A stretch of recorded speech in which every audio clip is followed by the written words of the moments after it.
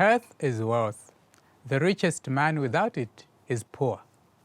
Today I want to talk about the benefits of rest.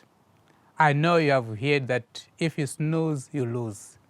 And you may wonder, how can rest be important anyway? Isn't it a waste of time? But do you know that today many people are ill? They are suffering from either depression, migraine headaches, and some even from infection just because they don't have enough rest.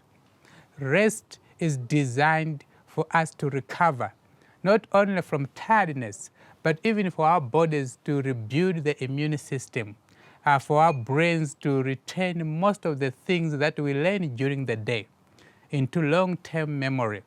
And if you don't spend enough time in resting, especially at night, that can affect your mental health, your physical health, and it can even affect how you perform at work, how you concentrate when you are learning if you're a student. It can even affect how you remember things. I've met so many people who always call their friends, how are you, brother leader?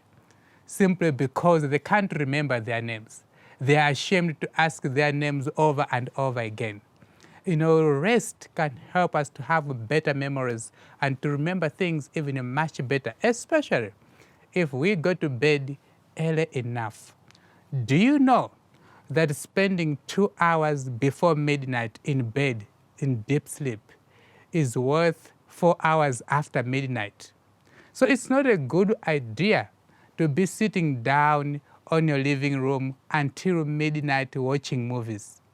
The best is to go to bed as early as possible. Remember the old song, early to bed, early to rise, makes someone health, strong, and wise. If you go to bed early, you are much more likely to benefit from your rest than someone who goes to bed 1 a.m., even though they may sleep 10 hours.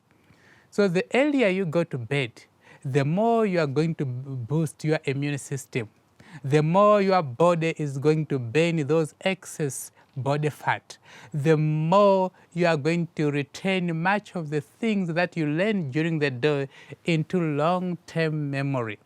And that's why it is good if you are a student, go to bed early and wake up early in the morning and continue with your studies. And that's not only that. Every time we take time to rest, we are really helping ourselves even to focus on life much better. And this is not only to do with sleeping at night, it may also include resting at least once every week. It may also include having a vacation once a year, maybe for a week with your family, just to spend time out in nature and refresh. That again can give you lots of health benefits. And if you are planning to have a good sleep, here is a tip. Don't drink caffeine before bedtime. In fact, we need to avoid caffeine altogether because of other unhealthy disadvantages that we may get from it.